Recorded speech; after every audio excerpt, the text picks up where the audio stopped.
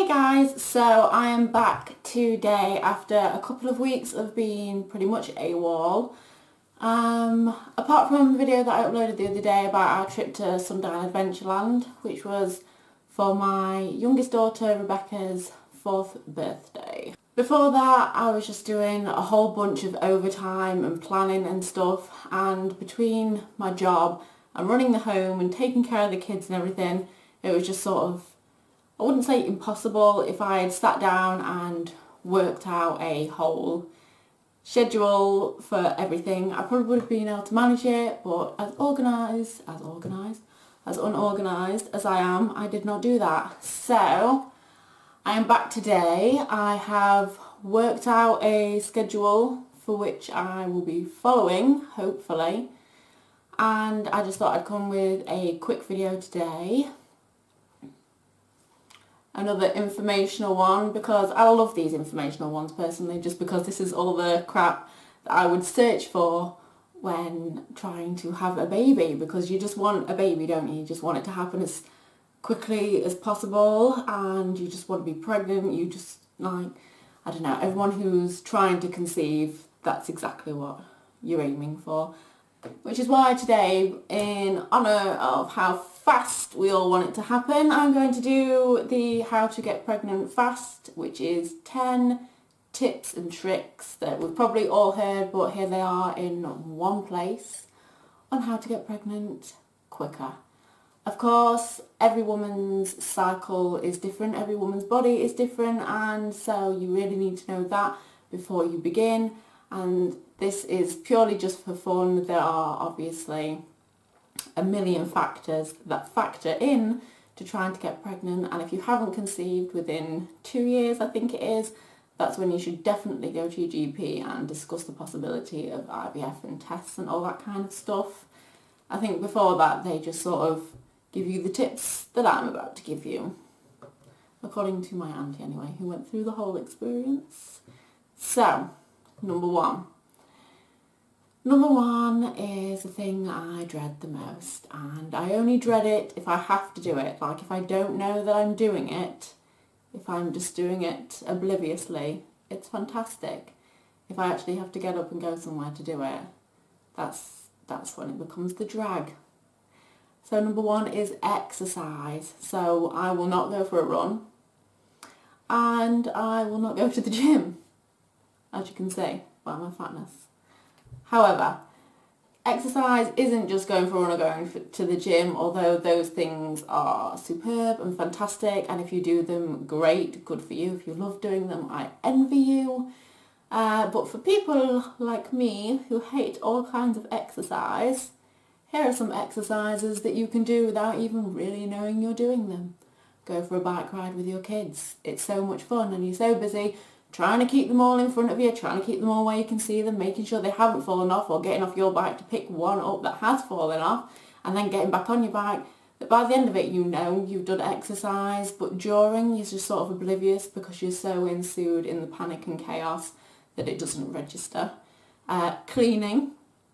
It especially helps if you're verbally attacking the person who left the mess without them being present, of course. So children at school, husband at work, and you're there like, oh yeah, cheers you a-hole for leaving all this sugar on the side so that it's now matted to the side. I'm literally having to chisel it off and layer it in bleach in the hopes that eventually I will be able to get it all off and my side will be smooth and not bumpy and sweet tasting, not that anybody licks the side of the kitchen. There is another form of exercise which you will be doing obviously if you're trying to conceive, so just do as much of that as possible. That is exercise. It does count. It burns calories. Number 2, I don't mind this one, although you can't take away all the good stuff, okay, is eat healthy. So, you know, fruit, veg, protein, nuts, all that kind of thing. But obviously everything's good in moderation, so if you want to eat a family-sized chocolate bar to yourself, there is no shame in it. And if there is, just hide the wrapper and pretend it didn't happen. That's what I do. Number 3 is take time to relax. If you already have children and a house to run and a job and a husband and all that, this is a lot easier said than done. My way of relaxing, even though I'm not trying to conceive at the minute, is to just go and sit with my mother-in-law. For some people that doesn't sound relaxing, I understand that. But for me, yeah, it's to go and sit with my mother-in-law or my best friend / sister-in-law, and I'll just go and talk to them for what I believe in my head is about an hour until I come back, and it's actually been like 3 or 4 hours, and my partner's just sort of like, hey, nice of you to show up, the kids have destroyed the house. So yeah, just find a way in which you can relax, even if it's just sitting on the toilet for like 20 minutes playing, I don't know, Candy Crush or something on your phone. There is something that gives you that tranquility, no matter how, what's the word, how short-lived that may be. Number 4, keep them cool, boys. Talking about the little testiculars. I don't know why I'm pointing like that because I haven't got them. But apparently, keeping that area of a man cool, you know, loose boxers and just like a breezy, like maybe get a fan up in there, I don't know. It's just supposed to help because apparently overheating them can just damage sperm production. Number 5, regular but not regimented sexual encounters with your other half.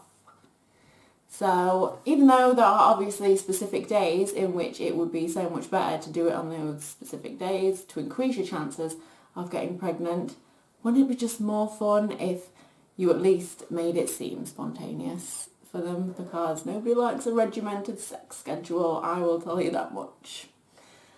So yeah, do it loads before, do it during, do it after, just like do it as much as possible, and even if it's not spontaneous for you, make it seem spontaneous. Or if you're like me, I'm lucky enough to have a fella who just like tries it on with you a lot.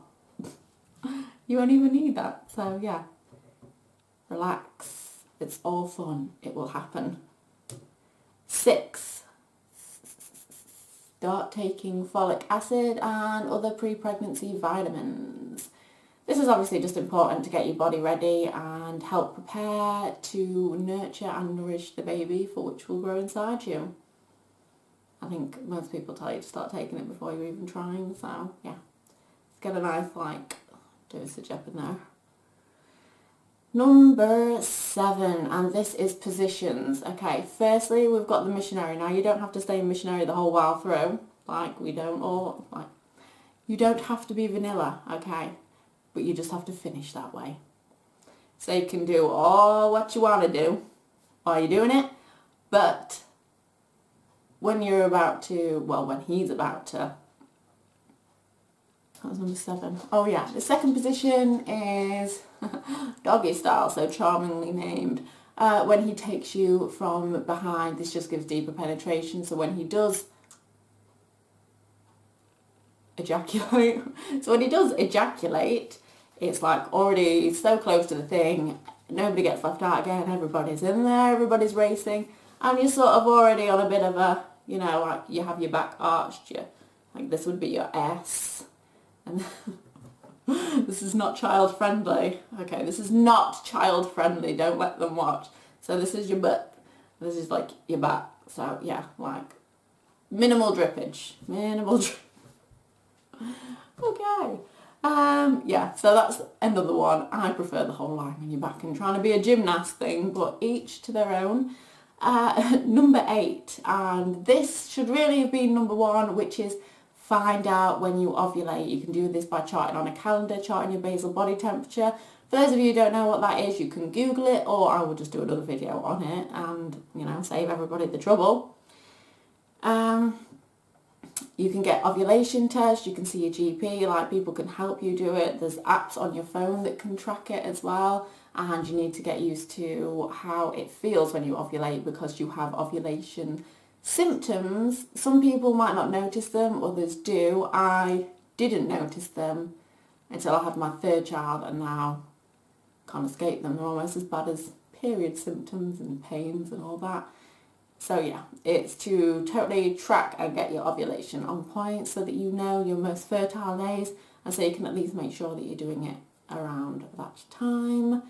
Number 9, no smoking. Smoking decreases fertility, although it didn't do me any harm. I've got 3, but you know, everybody is different. I did quit smoking whilst pregnant and before becoming pregnant, but like 2 months before getting pregnant, you know, that was pretty bad.